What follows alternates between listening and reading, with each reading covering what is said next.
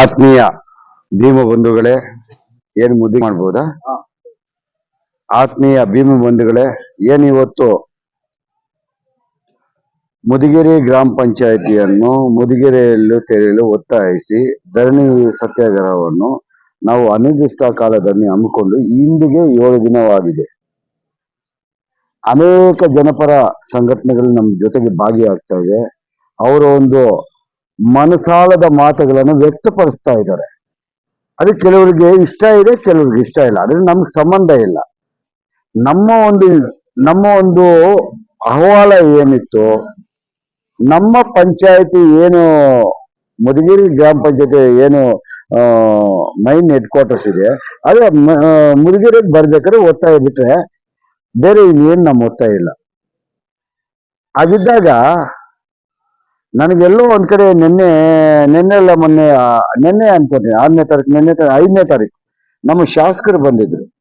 ತುಂಬಾ ಬೇಸರವಾಯ್ತು ನನಗೆ. ಯಾಕಂದ್ರೆ ನಮ್ಮ ಶಾಸಕರು ಬಂದಾಗ ತುಂಬಾ ಖುಷಿ ಆಯ್ತು ನನ್ಗೆ. ಏನಂದ್ರೆ ಏನೋ ಒಂದು ಈ ಬರುವ ಏನು ಈ ಜಾತಿಗೆ ಸಂಬಂಧಪಟ್ಟ ಒಬ್ಬ ಶಾಸಕ, ರಿಸರ್ವೇಶನ್ ಗೆದ್ದಿರ್ತಕ್ಕಂಥ ಒಬ್ಬ ಶಾಸಕ, ನಮ್ಮ ಜನಾಂಗದ ಒಬ್ಬ ಶಾಸಕ ನಮಗೇನೋ ಒಂದು ಒಳ್ಳೇದ್ ಮಾಡ್ತಾನೆ, ಒಂದು ಭರವಸೆ ಕೊಡ್ತಾನೆ ಆಸೆ ಇತ್ತು.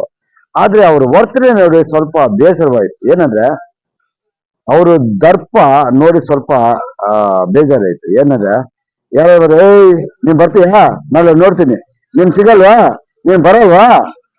ಸ್ವಾಮಿ, ನಿಮ್ ಮನೆ ಹಿಂದ್ಗಡೆ ನಾವು ಕೋಳಿ ಮೇಯಿಸೋರಲ್ಲ, ದಯವಿಟ್ಟು ಅರ್ಥ ಮಾಡ್ಕೋಬೇಕು. ನಾವೆಲ್ಲಾ ಮತ ಹಾಕಿ ಗೆಲ್ಸಿರೋದಕ್ಕೆ ತಾವು ಶಾಸಕರಾಗಿದ್ದೀರಾ. ತಮ್ಮ ಮನೆ ಹಿಂದ್ಗಡೆ ಕೋಳಿ ಮೇಯಿಸೋರಲ್ಲ. ತಾವಂದ್ರೆ ತುಂಬಾ ಅಭಿಮಾನ ಇದೆ ನಮ್ಗೆ, ಅಪೂರ್ವವಾದ ಗೌರವನೂ ಇದೆ. ಆ ಗೌರವವನ್ನು ಕಳ್ಕೋಬೇಡಿ ದಯವಿಟ್ಟು. ನಮ್ಗೆ ಮೊನ್ನೆ ಎತ್ಕೊಳ್ತಾರೆ ಗ್ರಾಮಸ್ಥರನ್ನೇನೋ ನಿಮ್ಗೆಲ್ಲ ಹೇಳ್ಬಿಟ್ಟೆ, ಏನಪ್ಪಾ ನಿಮ್ಗೇನೋ ಬನ್ರಿ, ನಾವೇನೋ ನ್ಯಾಯ ದುಡ್ಕೊಂಡಿದ್ದೀವಿ ಏನಿದೀವಾ? ಆದ್ರೆ ನಿನ್ನೆ ಬಂದಾಗ ಅವ್ರು ಹೇಳ್ತಾರೆ, ನಿಮ್ಗೆ ಯಾರೋ ಮಾತುಗಳು ಎತ್ಕೊಂಡ್ ಬಂದ್ಬಿಡ್ತೀರೋ ಅಂದ್ರೆ ನಾವೇನಾದ್ರು ಬ್ಯಾನರ್ ಎತ್ಕೊಂಡ್ ಬಂದ್ವಾ, ನಮಗೆ ನೋವಾಗಿದೆ, ನಲುವಾಗಿದೆ ಅಂತ ಗ್ರಾಮಸ್ಥರೆಲ್ಲ ಬಂದು ನಮ್ಮ ಹತ್ರ ಅಳಲು ತೋಳ್ಕೊಂಡಾಗ ನಾವೆಲ್ಲ ಒಂದು ಏನ್ ಸಂಘ ಸಂಸ್ಥೆ ನಮ್ದೆಲ್ಲ ಏನಿದೆ ಫಸ್ಟ್ ನಾವು ಒಂದು ಡಿಸ್ಕಷನ್ ಮಾಡಿದ್ವಿ. ಸಡನ್ ಆಗಿ ತಗೊಂಡಿದೆ 3 ತಿಂಗಳಿಂದ ಡಿಸ್ಕಷನ್ ಮಾಡಿ. ಏನ್ ಸತೀಶ್, 3 ತಿಂಗಳಿಂದ ಡಿಸ್ಕಷನ್ ಮಾಡಿ ನಮ್ಮ ತಾಲೂಕು ಅಧ್ಯಕ್ಷರು, ನಮ್ಮ ಸಂಘಟನಾ ಸಮಿತಿ ನಾವೆಲ್ಲ ಚರ್ಚೆಗಳು ಮಾಡಿ ಏನ್ ಮಾಡ್ಬೋದು, ಏನ್ ಮಾಡಬಾರ್ದು ಅಂತ ನಾವೆಲ್ಲ ಚರ್ಚೆ ಮಾಡಿ ನ್ಯಾಯಯುತವಾದ ಹೋರಾಟಕ್ಕೆ ನಾವು ಯಾಕೆ ಬೆಂಬಲ ಕೊಡ್ಬಾರ್ದು ಉದ್ದೇಶಕ್ಕೆ ನಾವು ನಿಂತೀವಿ. ಆ ಉದ್ದೇಶಕ್ಕೆ ನ್ಯಾಯ ಸಿಕ್ಕಬೇಕಾಗಿರೋದನ್ನ ಇಷ್ಟು ಮಟ್ಟಕ್ಕೆ ತಗೋಬೇಕಾಗೇ ಇಲ್ಲ. ಯಾಕಂದ್ರೆ ಮುದಿಗೆರೆ ಗ್ರಾಮ ಪಂಚಾಯತಿಯಲ್ಲಿ ತಾವು ಈ ಒಂದು ತಮ್ಮ ಎಲೆಕ್ಷನ್ಗಿಂತ ಸ್ವಲ್ಪ ಹೋದ್ರೆ ತಮ್ಗೆ ಅರ್ಥ ಆಗತ್ತೆ. 90% ಕಾಂಗ್ರೆಸ್, 10% JDS ಇದ್ದಿದ್ದು. ಇವತ್ತು 90% JDS, 10% ಕಾಂಗ್ರೆಸ್ ಬಂದಿರೋದು. ತಾವು ಅರ್ಥ ಮಾಡ್ಕೋಬೇಕು. ಎಲ್ಲೋ ಒಂದ್ ಕಡೆ ತಾವು ಜನಾಂಗದವರು ತಮ್ಗೇನೋ ಒಳ್ಳೇದು ಮಾಡ್ತೀರಾ, ನಮ್ಗೇನೋ ಕಿರೀಟ ಇರ್ತೀರಾ ಅಂತ ತಮ್ಗೆ ಮತ ಹಾಕಿದ್ದಾರೆ. ಅದನ್ನ ತಾವು ಅರ್ಥ ಮಾಡ್ಕೋಬೇಕು. ತಮ್ಗೆ ರಾಜಕೀಯ ಇರ್ಬೋದು, ತಮ್ಗೆ ಪ್ರತಿಪಕ್ಷಗಳು ಇರ್ಬೋದು, ತಮ್ಗೆ ಎಲ್ಲಾ ಜಾತಿಗಳು ಬೇಕಾಗಿರ್ಬೋದು, ಆದರೆ ತಮ್ಗಾಗಿರೋರ್ನ ಮರೀಬಾರ್ದು. ದಯವಿಟ್ಟು ಈ ಒಂದು ಮುಖಾಂತರ ತಮ್ಗೆ ನಾನು ಒಂದು ಮನವಿ ಮಾಡೋಕೆ ಇಷ್ಟಪಡ್ತೀನಿ. ತಾವಂದ್ರೆ ತುಂಬಾ ಅಪೂರ್ವವಾದ ಗೌರವ ಇದೆ. ತಾವು ಮೊನ್ನೆ ಬಂದು ಮಾತಾಡಿದ ಬೇಸರ ಆಗಿದೆ. ಹಾಗಾಗಿ ನಿಮ್ಮ ಬೆದರಿಕೆಗೆ ನಾವು ಬೆದರೋರಲ್ಲ. ನಾವು ನ್ಯಾಯಯುತ ಹೋರಾಟ ಮಾಡ್ತಾ ಇದೀವಿ. ನಾವು ದಲಿತ, ನೀವು ದಲಿತರೇ. ನೀವು ಅವಾಗ ಅಂತ ಇರ್ತೀರಾ, ನಾನು ಅವನೇ ಅಂತ ತುಂಬಾ ಇಷ್ಟ. ಆದ್ರೆ ಎಲ್ಲಿ ನಾನು ಅವನು ಅಂತೀರಾ ಅಲ್ಪ ಸ್ವಲ್ಪ ತಾವು ಅದನ್ನ ಮನದಲ್ಲಿ ಇಟ್ಕೋಬೇಕು. ನಾವೇನ್ ನಿಮ್ಮ ಆಸ್ತಿ ಕೇಳ್ತಾ ಇಲ್ಲ, ನಿಮ್ ಬಂಗ್ಲೆ ಕೇಳ್ತಾ ಇಲ್ಲ. ನೀವು ಅನ್ಕೋಬಹುದು ನಾವೇನೋ ಇನ್ನೊಂದ್ಸತಿ ಬರಲ್ಲ. ಬೇಡ ಸ್ವಾಮಿ, ಬರಬೇಡ ಅಂದ್ರೆ ಬರಲ್ಲ. ತಮ್ಮ ಅಧಿಕಾರ ಅವಧಿ ಇನ್ನೊಂದು 3 ವರ್ಷ. ತಾವೇನ್ ಮಾಡ್ತೀರೋ ಬಿಡ್ತೀರೋ ಗೊತ್ತಿಲ್ಲ. ತಾವು ಇದಕ್ಕೆ ಮುಂಚೆ ಇನ್ನೊಂದು 2007 ಹೋದ್ರೆ ನಮ್ಗೊಂದು ಇತಿಹಾಸ ಇದೆ. ಒಬ್ಬ ಶಾಸಕ, ಒಬ್ಬ ಪರಿಶಿಷ್ಟ ಜಾತಿ ಶಾಸಕ ಅಂಬರೀಷ್ ಅನ್ನೋರು ಸಂಘಟನೆಗೆ ಬೆಲೆ ಕೊಟ್ಟಿದ್ದಾಗ ಒಬ್ಬ ತ್ರಿಮೂರ್ತಿಗಳಂತ ನಾವು ತ್ರಿಮೂರ್ತಿಗಳಂತ ಅವತ್ತು ಒಂದು ನಾಮಕರಣ ಆಗಿತ್ತು. ಅದು ವಿಜಯ್ ಕುಮಾರ್ ಆಗಿರ್ಬೋದು, ಸತೀಶ್ ಆಗಿರ್ಬೋದು, ನಾನಾಗಿರ್ಬೋದು. 3 ಜನ ನಿಂತ್ಕೊಂಡು 100 48 ದಿನ ಹೋರಾಟ ಮಾಡಿ ಒಂದು ಏರಿಯಾ ಕಟ್ಕೊತಿದೀವಿ. ಅದು ಇತಿಹಾಸ ಇದೆ, ನಮಗ್ ಗೊತ್ತು ನಾವೇನ್ ಮಾಡ್ಬೇಕು ಏನ್ ಮಾಡಬಾರ್ದು ಅನ್ನತ್ತ.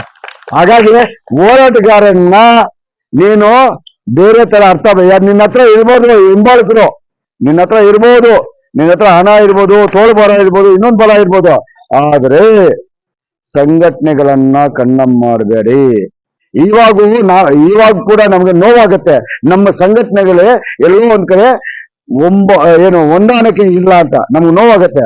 ಎಲ್ಲೋ ಒಂದ್ ಕಡೆ ಯಾಕೆ ಯಾರು ಹೋರಾಟ ಮಾಡ್ತಾ ಇರೋದು ಅವ್ರ್ಯಾರೋ ಸಮಯ ಸಮಿತಿ ಅಂತೆ, ಅವನೇ ಮಾಡ್ಕೊಳ್ಳಿ, ಇವನೊಂದು ಮಾಡ್ಕೊಳ್ಳಿದೆ. ಅಂಬೇಡ್ಕರ್ ಇಟ್ಟಿರೋ ಸಮಯ ಸಮಿತಿ ಎಲ್ಲ ಇನ್ನೊಂದಲ್ಲ, ದಲಿತ ಸಮಿತಿ. ದಲಿತ ಸಮಿತಿಯಲ್ಲಿ ಹೋರಾಟ ಮಾಡಿದಾಗ ಅದು ಒಳ್ಳೇದ ಕೆಟ್ಟದ್ದ ಮಾತ್ರ ನೋಡ್ಬೇಕು. ಅದನ್ನ ನೋಡ್ಬಿಟ್ಟು ಬೆಂಬಲ ಕೊಡೋರೆಲ್ಲೂ ನಮ್ಮವರೇ, ಬೆಂಬಲ ಕೊಡೋರೆಲ್ಲ ನಮ್ಗೆ ವಿರೋಧಿಗಳೇ. ನಾವು ಅದನ್ನ ಎರಡನೇ ಮಾತೇ ಇಲ್ಲ. ಹಾಗಾಗಿ ಬೆಂಬಲ ಕೊಡಕ್ ಬರ್ತಾ ಇದ್ದಾರೆ, ಬಿಜೆಪಿ ಅವ್ರು ಬರ್ತಾ ಇದಾರೆ, JDS ಅವ್ರು ಬರ್ತಾ ಇದಾರೆ. ಇವಾಗ ನಂಗೆ ನೋವಾಗ್ತಾ ಇದೆ. ನಾವೊಬ್ಬ ಕಾಂಗ್ರೆಸ್, ನಾನು ಹುಟ್ಟು ಕಾಂಗ್ರೆಸ್ ಯೂತ್ ಕಾಂಗ್ರೆಸ್ ಇಂದ ಹೋರಾಟಗಾರನಾಗಿ ಬಂದಿದ್ದೀನಿ. ಯೂತ್ ಕಾಂಗ್ರೆಸ್ ಅಲ್ಲಿ ಇವತ್ತು ಕಾಂಗ್ರೆಸ್ ಪ್ರೆಸಿಡೆಂಟ್ ಲೀಡರ್. ನಮ್ಮ ಕಾಂಗ್ರೆಸ್ ಅವ್ರಿಗೇನು ಬಾಯಿ ಬಿದ್ದೋಗಿದ್ಯಾ? ಬಾಯಿ ಬಿದ್ದೋಗಿದ್ಯಾ? ನನ್ಗೆ ನೋವಾಗತ್ತೆ. ದಯವಿಟ್ಟು ನಮ್ಮ ಕಾಂಗ್ರೆಸ್ ಇವಾಗ 7 ದಿನದಿಂದ ಕೂತಿದ್ದೀವಿ, ಅವರು ಸ್ವಲ್ಪ ನೋವಲ್ಲಿದ್ದಾರೆ. ಯಾಕಂದ್ರೆ ನಮ್ಮ ಒಬ್ಬ ಬ್ಲಾಕ್ ಕಾಂಗ್ರೆಸ್ ಅಧ್ಯಕ್ಷರು ಮೊನ್ನೆ ತಾನೇ ತೀರ್ಕೊಂಡು, ನಾವು ಹೋರಾಟ ಸ್ಟಾರ್ಟ್ ಮಾಡಿದೆ ಅದೇ ದಿನ ತೀರ್ಕೊಂಡಿರೋದ್ರಿಂದ ನಾನು ಚರ್ಚೆ ಮಾಡಿದೆ ಕೆಲವ್ರ ಹತ್ರ, ಹಿರಿಯರ ಹತ್ರ, ಯಾಕೆ ನೀವು ಬಂದು ಪ್ರಶ್ನೆ ಮಾಡ್ತಾ ಇಲ್ಲ? ಒಂದು ಗ್ರಾಮಕ್ಕೆ ಅನ್ಯಾಯ ಆಗಿದೆ, ಓಟ್ಗೆ ಮಾತ್ರ ನೀವು ಹೋಗ್ತೀರಾ, ಎರಡನ್ನು ಭಿಕ್ಷೆ ಮಾಡ್ತೀರಾ, ಓಟ್ ಮಾತ್ರ ರಿಸರ್ವ್ ಬ್ಯಾಂಕ್ ಅಂತ ಹೇಳ್ತೀರಾ, ಯಾಕೆ ಬಂದಿಲ್ಲ ಅಂತ ಕೇಳಿದಕ್ಕೆ ನಮ್ಮ ದೊಡ್ಡವರು, ನಮ್ಮ ಯಾರು ಎಲ್ಲ ಹೆಸರು ಹೇಳ್ಬೇಕನೆ, ನಮ್ಮ ಆದ್ಮೇಲೆ ಕೇಳ್ದೆ ನಾನು.